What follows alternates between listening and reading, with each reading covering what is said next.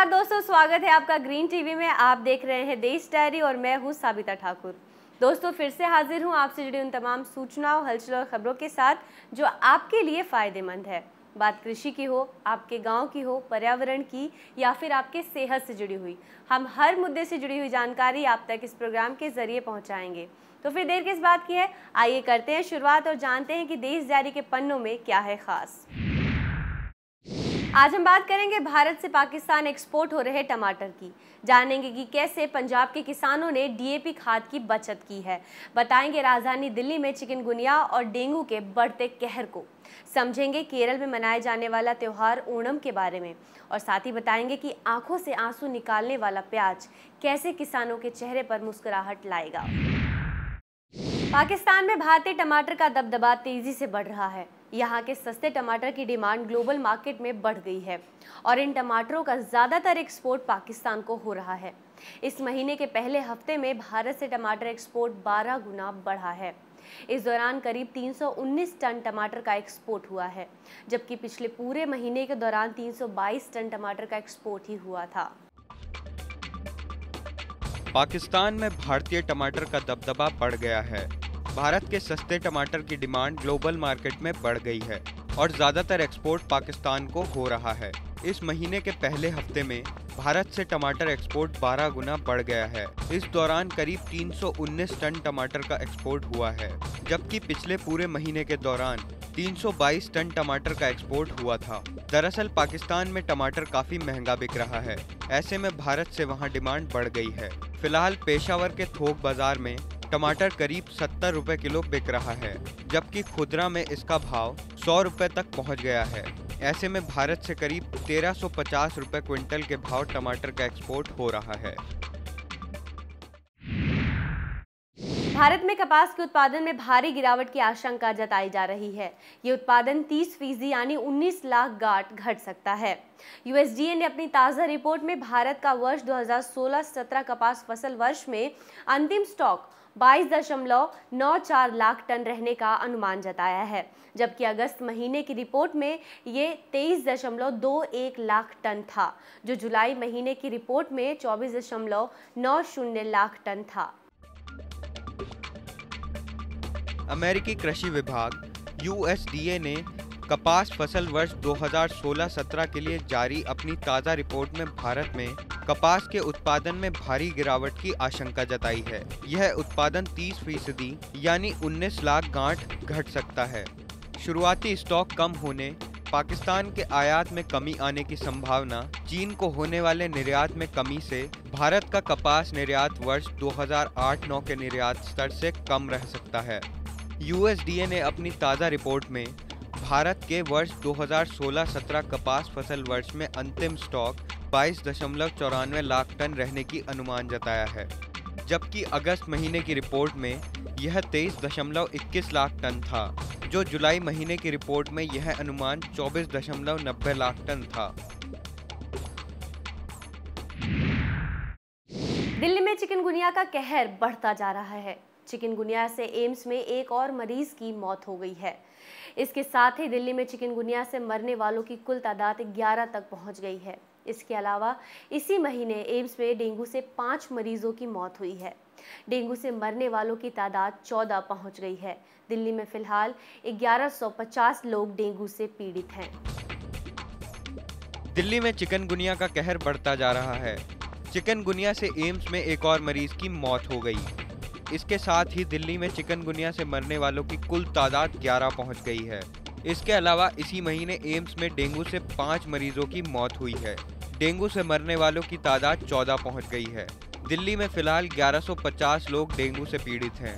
राजधानी के अपोलो अस्पताल में 5, सर गंगाराम अस्पताल में 4 और हिंदूराव अस्पताल में 1 मरीज की मौत हो चुकी है।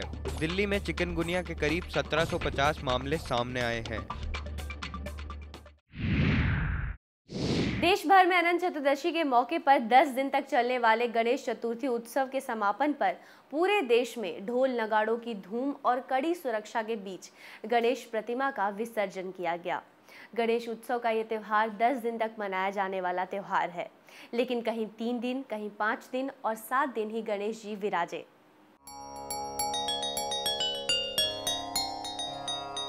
देश भर में अनंत चतुर्दशी के मौके पर ढोल नगाड़ों के साथ गणेश प्रतिमा का विसर्जन किया गया।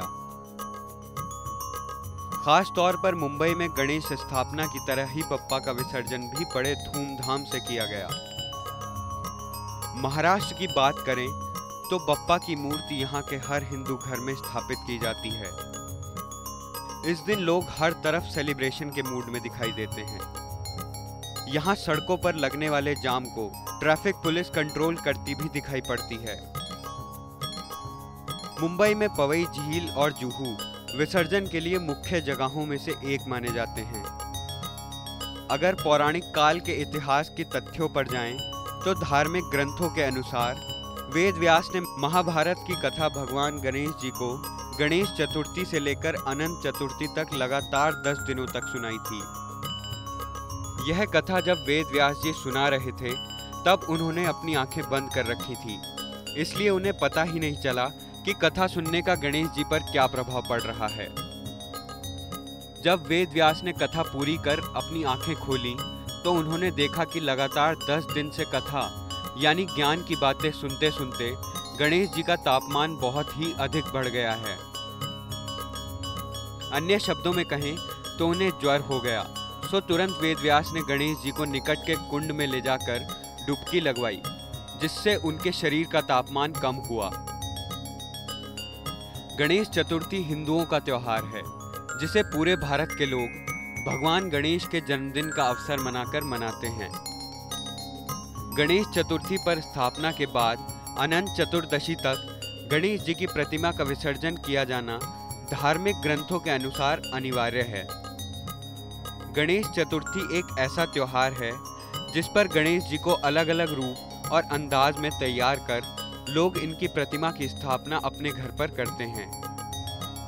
10 दिन के बाद समय आने पर इनका विसर्जन कर इन्हें विदाई देते हुए अगले बरस दोबारा आने का न्योता देते हैं। खासकर जिस तरह दिवाली को उत्तर भारत में सेलिब्रेट किया जाता है, उसी प्रकार गणेश उत्सव को महाराष्ट्र समेत पश्चिम भारत में खूबसूरती से मनाया जाता है। हिंदू महीने के अनुसार से अगर देखा जाए तो भद्रा महीने के आखिर के 10 दिन यह त्योहार मनाया जाता है और लास्ट डे यानी अनंत चतुर्दशी के दिन यह खत्म होता है। इस वर्ष यह त्योहार 5 सितंबर 2016 से शुरू हुआ और 15 सितंबर को इसका समापन हुआ।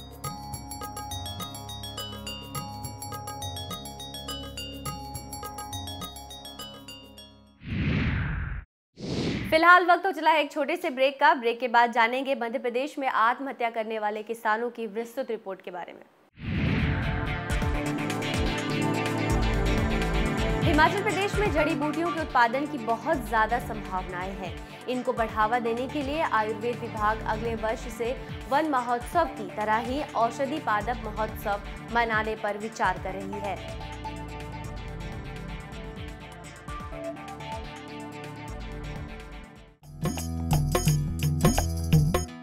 ब्रेक के बाद एक बार फिर से आप सभी का स्वागत है हमारे बेहद खास कार्यक्रम देश डायरी में। भारत और ऑस्ट्रेलियाई रिसर्च की एक टीम सॉल्ट टॉलरेंट राइस तैयार करने की कोशिश में जुटी हुई है। ये रिसर्च फूड सिक्योरिटी के इशू से निपटने की कोशिश का एक अहम हिस्सा होगी। ऑस्ट्रेलिया इंडिया स्ट्रैटेजिक फंड को मूर्त रूप देने के लिए एक एग्रीमेंट हुआ है। यह एग्रीमेंट तस्मानिया यूनिवर्सिटी और MS स्वामीनाथन रिसर्च फाउंडेशन के बीच पिछले हफ्ते चेन्नई में हुआ। यह रिसर्च टीम भारत में बायोटेक्नोलॉजी अप्रोचेस को लागू करने की कोशिश करेगी। टीम जंगली भागों में जमा की गई सॉल्ट टॉलरेंट राइस की वैरायटी पर रिसर्च करेगी। University of Land and Food head Holger Minke ने बताया कि राइस विश्व में सबसे अहम फूड है। 92% राइस का उत्पादन एशिया में ही किया जाता है। भारत और ऑस्ट्रेलिया की ये रिसर्च टीम राइस की उस वैरायटी पर रिसर्च करेगी जिसे सॉल्ट डोमिनेटेड एरिया में उगाया जा सकता है। रिसर्च की कोशिश रहेगी कि इनका अध्ययन कर राइस की अन्य वैरायटी को भी सॉल्ट टॉलरेंट बनाया जाए। इस रिसर्च के जरिए किसानों को होने वाले नुकसान को कम करना है। मध्य प्रदेश के किसान आत्महत्या क्यों कर रहे हैं, इसकी विस्तृत रिपोर्ट केंद्र सरकार बनवा रही है। किसानों की आत्महत्या की वजह को लेकर माइक्रो लेवल की रिपोर्ट बनाने के लिए केंद्र सरकार ने बेंगलुरु के कृषि विकास और ग्रामीण ट्रांसफॉर्मेशन सेंटर को ये काम सौंपा है। संस्था ये काम प्रदेश के एग्रो इकोनॉमिक रिसर्च सेंटर की मदद से करेगी। मध्य प्रदेश में किसान आत्महत्या क्यों कर रहे हैं, इसकी विस्तृत रिपोर्ट केंद्र सरकार बनवा रही है। हालांकि मध्य प्रदेश अकेला ऐसा राज्य नहीं है, बल्कि 17 अन्य राज्य भी सूची में हैं, जहां अध्ययन होगा। किसानों की आत्महत्या की वजह को लेकर माइक्रो लेवल की रिपोर्ट बनाने केंद्र सरकार ने बेंगलुरु की कृषि विकास और ग्रामीण ट्रांसफॉर्मेशन सेंटर ADRTC को यह काम सौंपा गया है। संस्था यह काम प्रदेश के एग्रो इकोनॉमिक रिसर्च सेंटर की मदद से करेगी। केंद्र सरकार जिन राज्यों में यह सर्वे करवा रही है, उनमें मध्य प्रदेश के अलावा छत्तीसगढ़, कर्नाटक, पश्चिम बंगाल, गुजरात, राजस्थान, उत्तर प्रदेश, असम, त्रिपुरा, बिहार, हरियाणा, आंध्र प्रदेश, ओडिशा, तमिलनाडु, केरल, पंजाब और महाराष्ट्र शामिल हैं। मध्य प्रदेश में पिछले 6 सालों में 6,232 किसानों ने आत्महत्या की है। हालांकि पिछले सालों के मुकाबले वर्ष 2014 और 15 में इन मामलों में कमी है। फिर भी केंद्र सरकार चाहती है कि आत्महत्या के सभी मामलों की वजह विस्तृत रिपोर्ट के साथ सामने आए, जिन्हें दूर किया जाए और भविष्य में किसानों को आत्महत्या के लिए मजबूर ना होना पड़े। थोक महंगाई दर 3.74% के साथ 2 साल के उच्चतम स्तर पर पहुंच गई है। आलू, चीनी व दालों की थोक कीमतों में बढ़ोतरी की वजह से थोक महंगाई दर में ये इजाफा हुआ है। जी हां, अगस्त माह में ये पदार्थों की थोक महंगाई दर 8.23% रही है। जुलाई में थोक महंगाई दर 3.55% तो खाद्य वस्तुओं की थोक महंगाई दर 11.82% के स्तर पर थी। यानी कि जुलाई के मुकाबले अगस्त में खाद्य व पेय उत्पादों के थोक दाम में कमी आई है। आंकड़ों के मुताबिक अगस्त माह में खाने पीने की वस्तुओं में सबसे अधिक आलू के थोक दाम में पिछले साल अगस्त के मुकाबले 66.72% की बढ़ोतरी हुई है। वह दाल के भाव में 34.55% का इजाफा हुआ है। वहीं गेहूं के दाम में 7.27%, फल में 13.91%, दूध में 3.40%, अंडा, मांस व मछली में 8.75% की बढ़ोतरी दर्ज की गई। लेकिन अगस्त महीने में प्याज के थोक भाव में पिछले साल अगस्त के मुकाबले 64.19% की गिरावट दर्ज की गई है। हिमाचल प्रदेश में जड़ी बूटियों के उत्पादन की बहुत ज़्यादा संभावनाएं हैं। इनको बढ़ावा देने के लिए आयुर्वेद विभाग अगले वर्ष से वन महोत्सव की तरह ही औषधि पादप महोत्सव मनाने पर विचार कर रही है। हिमाचल प्रदेश में जड़ी बूटियों के उत्पादन की बहुत ज़्यादा संभावनाएं हैं। इनको बढ़ावा देने के लिए आयुर्वेद विभाग अगले वर्ष से वन महोत्सवों की तरह औषधि पादप महोत्सव मनाने पर विचार कर रहा है। आयुर्वेद एवं सहकारिता मंत्री कर्ण सिंह ने कहा कि विभाग आरोग्य मेलों का भी आयोजन करेगा तथा हर जिले में जड़ी बूटियों के उत्पादकों, क्रेताओं व विक्रेताओं के सम्मेलन करवाए जाएंगे। इससे किसान बागवान जड़ी बूटियों के एकत्रीकरण व खेती के लिए प्रेरित होंगे और उन्हें फार्मेसियों व दवा निर्माताओं के माध्यम से अच्छे दाम भी मिलेंगे। केरल में 10 दिन तक चलने वाला त्योहार ओणम की शुरुआत हो गई है। इस त्योहार को खेतों में फसल की उपज के लिए विशेष तौर पर मनाया जाता है। केरल में काफी वर्षों तक शासन करने वाले राजा महाबली के सम्मान में इस त्योहार को मनाया जाता है। आइए जानते हैं इसके बारे में। केरल में 10 दिन तक चलने वाला त्योहार ओणम की शुरुआत हो गई है। इस त्योहार को खेतों में फसल की उपज के लिए विशेष तौर पर मनाया जाता है। केरल में काफी वर्षों तक शासन करने वाले राजा महाबली के सम्मान में यह त्योहार मनाया जाता है। इसके अवसर पर 10 दिनों के लिए घरों को फूलों से सजाने का कार्यक्रम चलता है। कोच्चि के थ्रीपुनिथारा में शाही परेड अत्था चामायम के साथ यह त्योहार की शुरुआत हुई। हर वर्ष मलयालम माह चिंगम में सभी धर्म के लोग ओणम को पूरे उत्साह के साथ मनाते हैं।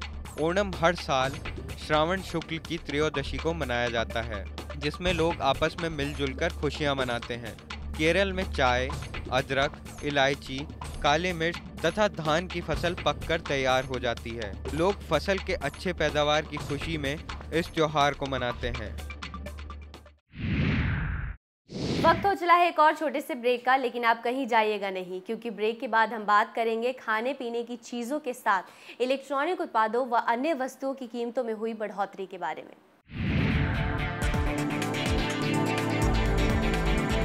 प्याज के दाम इतने कम हो गए हैं कि किसानों को उसकी लागत भी नहीं मिल पा रही है। थोक सब्जी मंडी में प्याज 1 से 1.25 रुपए प्रति किलो पर बिक रहा है। हालत ये हो गई है कि एक किसान को 21 कट्टे प्याज बेचने पर कुल 1,450 रुपए ही मिल रहे हैं।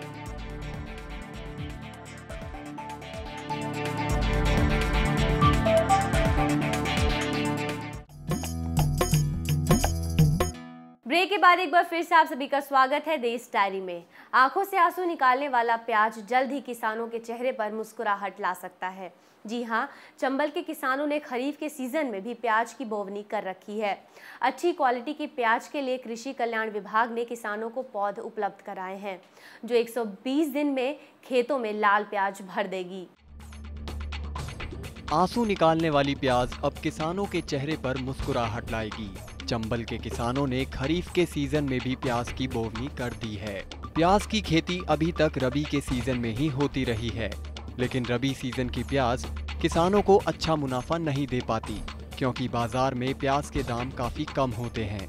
इसलिए कृषि कल्याण विभाग ने किसानों को खरीफ सीजन में प्याज की बुआई करने के लिए प्रेरित किया है। 100 किसानों ने कृषि विभाग से प्याज की हाइब्रिड क्वालिटी की पौध लेकर खेतों में रोपी है। फसल की अच्छी पैदावार हो सके, इसीलिए अधिकारियों ने पौध से पौध की दूरी 10 सेंटीमीटर व लाइन से लाइन की दूरी 15 सेंटीमीटर रखकर प्याज के पौधे खेतों में लगवाए हैं। कृषि विभाग ने किसानों को Agrifound dark red quality की पौध दिए हैं, जिनसे लाल रंग की प्याज पैदा होगी, जो बाजार में किसानों को अच्छे दाम दिलाएगी। इस बार पंजाब के किसानों ने 775 करोड़ कीमत की डीएपी खाद की बचत की है। जी हां, राज्य के करीब 95% किसानों ने धान की फसल में डीएपी खाद का इस्तेमाल किए बिना ही केवल प्रति एकड़ 2 थैले यूरिया इस्तेमाल करके खेती की है। इस बार पंजाब के किसानों ने 785 करोड़ कीमत की डीएपी खाद की बचत की है।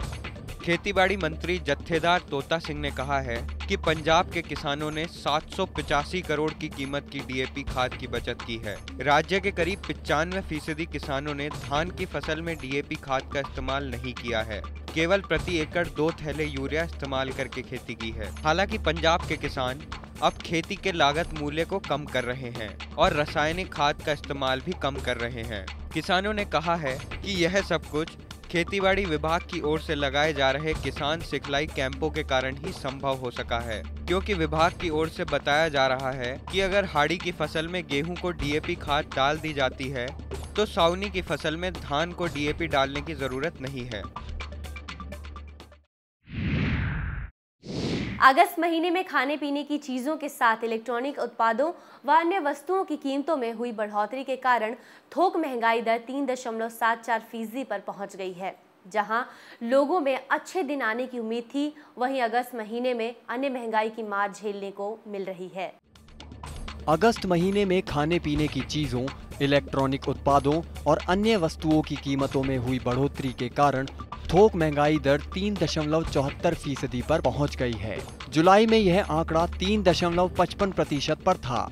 हालांकि इस दौरान सब्जियों की कीमतों में गिरावट आई है। वाणिज्य मंत्रालय के आंकड़ों के अनुसार अगस्त में दालों की महंगाई दर 34.55% रही। इसी तरह समीक्षाधीन महीने में आलू 66.72% महंगा हुआ।